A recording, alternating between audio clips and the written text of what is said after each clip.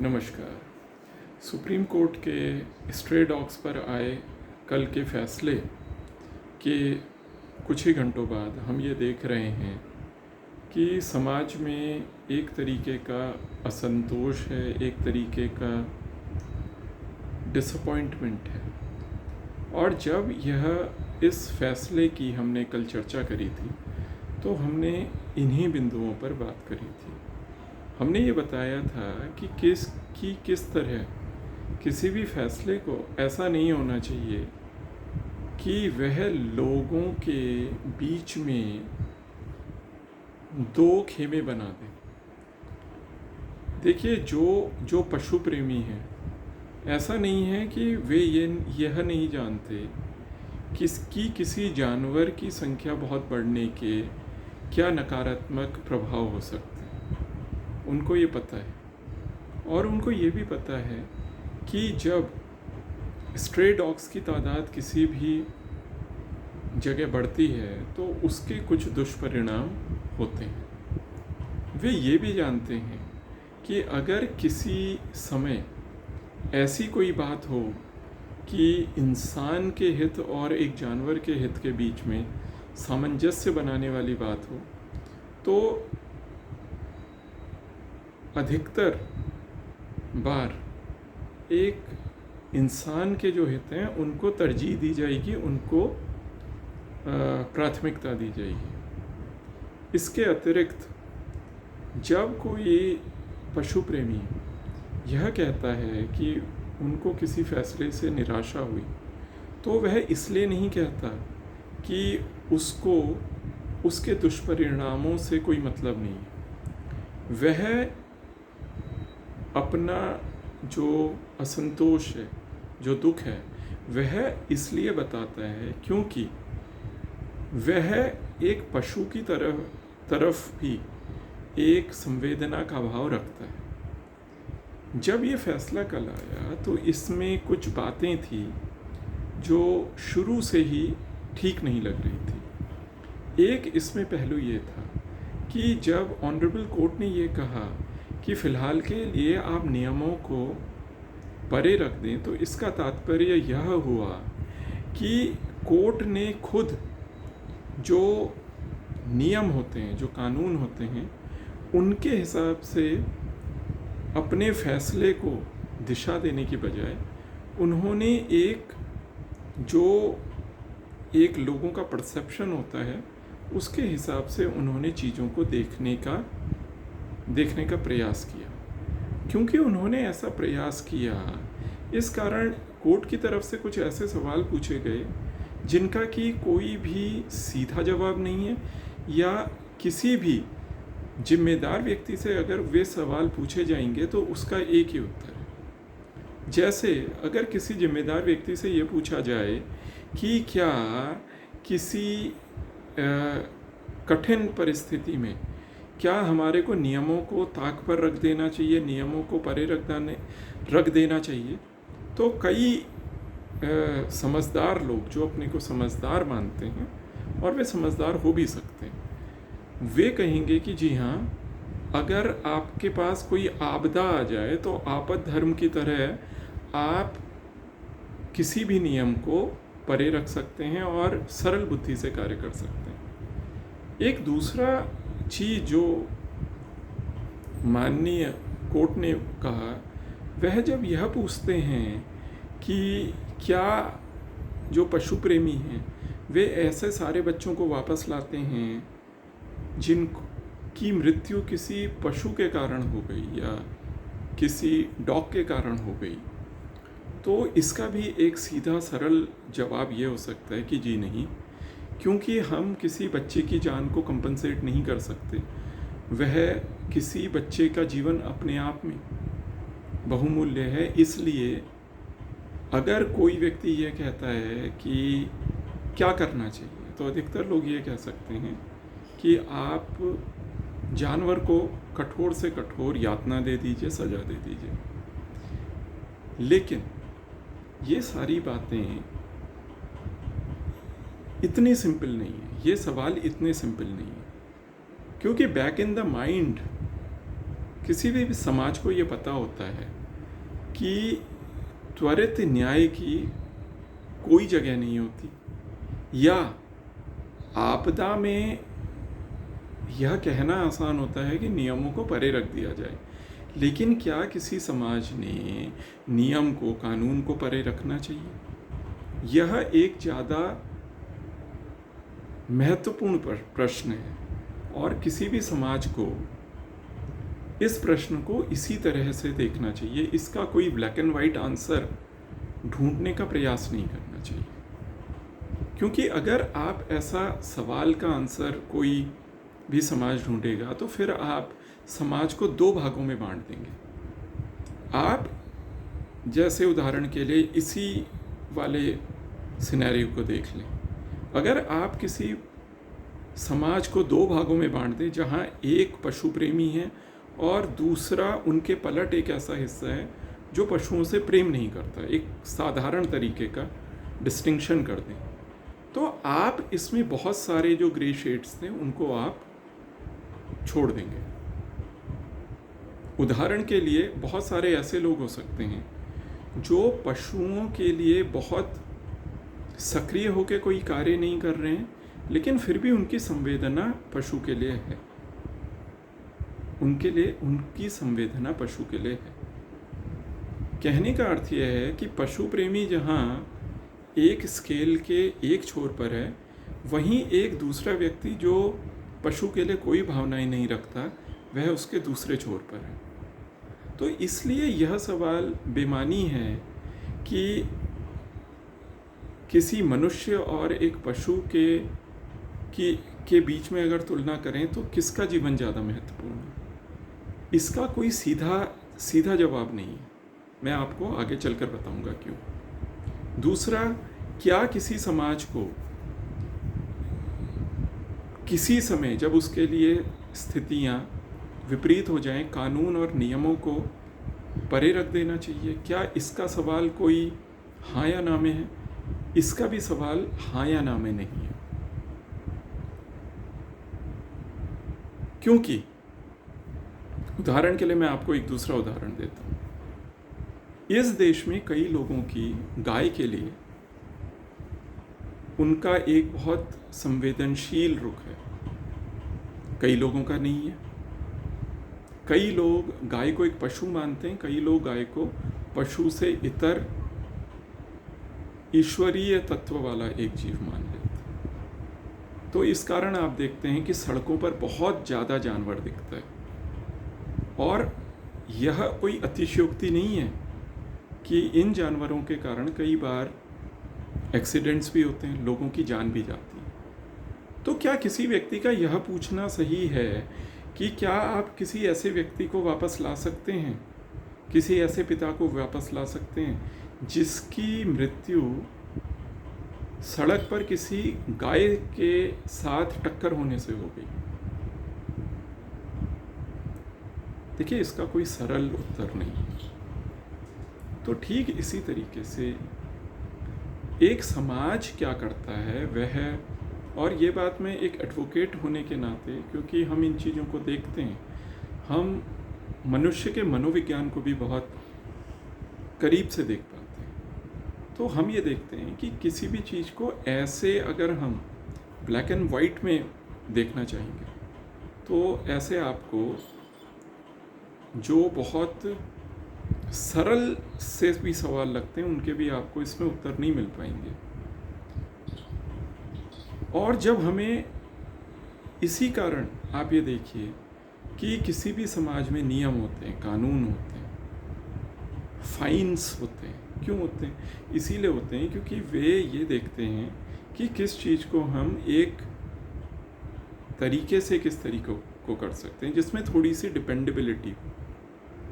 जो कल का जो स्ट्रे डॉग्स पर, जो आवारा कुत्तों पर जो कोर्ट का आदेश था, उसमें कई मुख्य बिंदु कोर्ट ने नज़रअंदाज किए। जैसे कोर्ट ने जब यह कहा कि फ़िलहाल नियमों को आप इतर करते हैं, तो कोर्ट कौन से नियमों का उल्लेख कर रहा था? एक हैं ABC 2023 के रूल्स, वो क्या कहते हैं, वे सीधे ये कहते हैं कि अगर आप किसी भी कम्युनिटी पशु को, किसी भी सामुदायिक जानवर को जिसमें कुत्ता भी है, अगर आप उसको उसकी जगह से हटाते हैं किसी भी कारण से, उसकी नसबंदी कराने के लिए, उसको कोई मेडिकल ट्रीटमेंट देने के लिए, तो जब वो ठीक हो जाता है, जब उसका वैक्सीनेशन हो जाता है, तो बैक आप उसको वहीं पर छोड़ेंगे जहाँ से आपने उसको उठाया। दूसरे इसमें जो एक बात को इग्नोर किया गया कि किसी भी समाज के लिए यह बहुत अच्छा नहीं है कि आप अपने संवेदनशील लोगों को, आप अपने ऐसे लोगों को जो किसी के लिए संवेदना रख रहे हैं, भले ही वो पशु के लिए हो, आप उनको बिल्कुल दरकिनार कर दें। अगर आप ये कहते हैं कि पशुओं के बारे में फ़िलहाल ना सोचें, समाज पशुओं के बारे में फ़िलहाल कुछ ना सोचें, तो आप समाज को यह कह रहे हैं कि जो व्यक्ति पशु के लिए संवेदना रख रहा है उसके लिए समाज में कोई स्थान नहीं है। देखिए, जब इस देश में गौ हत्या के लिए लोगों ने कहा कि उनको बहुत दुख होता है कि गौ हत्या होती है, तो उसके लिए कानून गौ हत्या के विरोध में क्यों बने? क्योंकि ये माना गया है कि अगर कोई आदमी संवेदनशील है, अगर कोई समाज किसी जानवर के लिए संवेदनशील है, तो जो ब्रॉडर आउटलुक है वो संवेदना की तरफ को बनाया जाएगा, वो संवेदना की तरफ बनाया जाएगा, क्योंकि किसी भी समाज को संवेदनशील लोगों की ज़रूरत है। अगर लोग, देखिए, पशु प्रेमी कौन है? पशु प्रेमी वो है जो 2 कदम आगे बढ़ के पशु की चिंता कर रहे है ना। तो इसलिए आप ये देखिए कि ऐसे सारे लोग जो बहुत साइंटिफिक हैं और उनको ये पता है कि जो डेयरी व्यवसाय है वो ऐसे नहीं चल सकता है जिसमें कि नॉन प्रोडक्टिव जानवर को आप सड़कों पर छोड़ दें। लेकिन जब देश के कोर्ट्स ने, देश की संसदों ने, देश की विधानसभाओं ने, जब उन्होंने गौ हत्या के विरोध में कानून बनाया, तो हर किसी ने इसको संवेदनशीलता के आधार पर एक्सेप्ट किया। तो जो कल को आवारा कुत्तों पर जो एक आदेश आया, उसमें इस वाले एक बिंदु का भी अभाव लगा। आप किसी व्यक्ति को संवेदनशील होने के लिए जिम्मेदार नहीं ठहरा सकते। कोई भी व्यक्ति किसी को संवेदनशील होने के लिए जिम्मेदार नहीं मान सकता। अगर कोई व्यक्ति संवेदनशील है तो वह उसका नेचर है। कई लोग होते हैं संवेदनशील। अब मैं यहाँ पर एक दूसरे बिंदु की ओर आता हूँ। देखिए, जो भी व्यक्ति समझदार है उसको ये पता है कि हर चीज़ को करने का एक सबसे उपयुक्त तरीका है, और ये सबको पता होता है। सबका कॉन्शियंस, जो एक अंतरात्मा होती है, वह हर व्यक्ति को यह बताता है कि किसी भी चीज़ को करने का एक सबसे सटीक तरीका क्या है। और आपको यह बात कर आश्चर्य होगा कि जो कानून होता है, कई बार आप ये देखिए, वह यही जो लोगों का आत्मबोध होता है, एक जो लोगों का एक अंतरात्मा की आवाज़ होती है, उसको कानून, क्योंकि बहुत शोध से बनता है, वह काफ़ी विचार विमर्श से मिलता है, तो वो वाला पुट भी अधिकतर कानूनों में आता है। तो जब आप ये देखिए कि पशु क्रूरता से पशु को बचाने के लिए जो कानून बने हैं, जो नियम बने हैं, वो क्या है? वे वही हैं कि आप किसी जानवर को जब वैक्सीनेट करते हैं, जब आप किसी जानवर को मेडिकल ट्रीटमेंट देते हैं और आप उसको कहीं ले जाते हैं, तो आपका ये दायित्व है, नियम कहता है कि आप उसको बैक उसी के ही परिवेश में लाएंगे। क्योंकि जैसे इंसान अपने माहौल से परिचित है, पसंद करते हैं, पशु भी पसंद करते हैं। दूसरा उसमें ये है कि जो पशुओं की जो आबादी कम करने का तरीका है, वह कलिंग तो है, आप पशु को मार सकते हैं, लेकिन उसको पिंजरों में बंद करने का कोई वो नहीं है। आप उनको ह्यूमेन तौर पे आप उनको मार सकते हैं, लेकिन जो WHO के जो जो नियम हैं, जो कि और ज़्यादा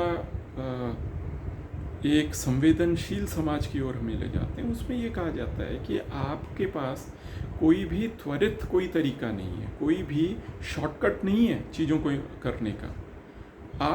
आपको एक संवेदनशील, एक मानवीय तरीका अपनाना चाहिए। वो क्या है? वो ये है कि अगर आप समय समय पर जानवरों की नसबंदी करेंगे और उनकी जनसंख्या में नियंत्रण करेंगे, और साथ में कोई बीमार पशु होगा तो उसको मेडिकल ट्रीटमेंट देंगे, तो उससे ओवर टाइम क्या होगा कि जानवर की, देखिए कुछ जानवर उसमें सामान्य तरीके से मृत्यु होगी, तो क्या होगा कि जानवरों की संख्या धीरे धीरे घटेगी। जनसंख्या नियंत्रण जिस तरीके से इंसानों का होता है, जानवरों का भी वैसे ही होता है। तो जब नियम बनते हैं तो वे क्यों कहते हैं कि ना स्टरलाइजेशन करिए? वे ये क्यों नहीं कहते कि सीधे आप किसी को मार दीजिए? आज के समय में कोई बंदूक या कोई बहुत वो तो नहीं है, लेकिन कोई भी संवेदनशील समाज, कोई भी संवेदनशील व्यक्ति जो थोड़ा इमोशन रखता है, वह यह नहीं कहेगा कि आप किसी जानवर को मार दें, कलिंग करें। वो ये कहेगा कि आप नियम बनाएं, नियमों के हिसाब से उनको स्टरलाइज करते रहें, उनकी जनसंख्या को एक्टिवली नियंत्रित करें, जिससे जानवर बचा भी रहे, लेकिन उसकी इतनी संख्या रहे कि वह संख्या मैनेजेबल हो। अब आज जिस एनिमल एक्टिविस्ट को एक एडवोकेट ने थप्पड़ मारा, वह क्या बताता है? वह यह बताता है कि किसी फैसले से समाज में दो गुट बनने की संभावना हो जाती है, जिसमें एक तरफ पशु प्रेमी हो गए हैं और दूसरी तरफ वे हो गए हैं जो ये चाहते हैं, जो फिलहाल अपने को ये सोच रहे हैं कि वे पशु प्रेमी नहीं हैं या उनको पशु के भावनाओं से कोई मतलब नहीं। तो जो ये त्वरित न्याय या जो ये शॉर्टकट वाला जो एक सल्यूशंस का जो एक शॉर्टकट जो होता है ना, शॉर्टकट वाले तरीके से जो ये न्याय की अवधारणा है, ये अपने आप में गलत है। तो मुझे ये लगा कि ये जो आवारा कुत्तों का जो ये मामला है, और मैं तो उनको आवारा कुत्ता भी नहीं कहता, मैं उनको ये मानता हूँ कि वे मनुष्यों के साथ बहुत समय से वे हमारे साथ हमारे परिवेश को बांटते हैं, साझा करते हैं। इंसानी आबादी जिस तरीके से बढ़ रही है, हम तो नई नई जगहों पर जाके बसावट कर रहे हैं। तो जहाँ पर कल जानवर था, आज वहाँ इंसान है। तो इंसानों से जानवर की मुठभेड़ तो होती रहेगी, और वह कोई किसी कम्युनिटी डॉग तक सीमित नहीं है, वह जंगली जानवरों पर भी सीमित है। अभी आपने लखीमपुर खीरी का एक वीडियो देखा होगा जिसमें कि एक गुलदार, एक लेपर्ड किसी लोकेलिटी में आ गया और वह जंगल के पास का कोई गांव है, तो लोगों ने पत्थरों से उस गुलदार को मार दिया। हमने ये भी देखा कि जैसे हम उत्तराखंड के निवासी हैं, हमने ये देखा कि जब यहाँ पर कोई बाघ सक्रिय हो जाता है तो फिर एक शिकारी को बुलाया जाता है और वह उसको मारने का प्रयास करता है। कई जगह वह उसको मार भी देते हैं। तो आप ये देखिए कि अगर हमारा जानवर के लिए संवेदनशीलता केवल इतनी है, तो आप ये सोचिए कि फिर हम किसी भी जानवर को बचा नहीं पाएंगे। बचा नहीं पाएंगे। जानवर को मारने से बेहतर तरीके हैं, तो उन बेहतर तरीकों की ओर हमने जाना चाहिए। दुर्भाग्यवश सुप्रीम कोर्ट का जो कल का फैसला है, वह विधिक दृष्टि से भी देखें तो अपर्याप्त है, वह सामाजिक दृष्टि से भी अपर्याप्त है, और वह संवेदनशीलता की दृष्टि से भी अपर्याप्त है। और कोई भी संवेदनशील व्यक्ति इस तरीके के फैसले का स्वागत नहीं कर सकता। तो यह एक बहुत ही संवेदनशील मुद्दे पर आपसे एक विचार था, आपसे एक विचार साझा किया। भविष्य में भी आपसे विचार साझा करते रहेंगे। अगर आपको हमारी बात कुछ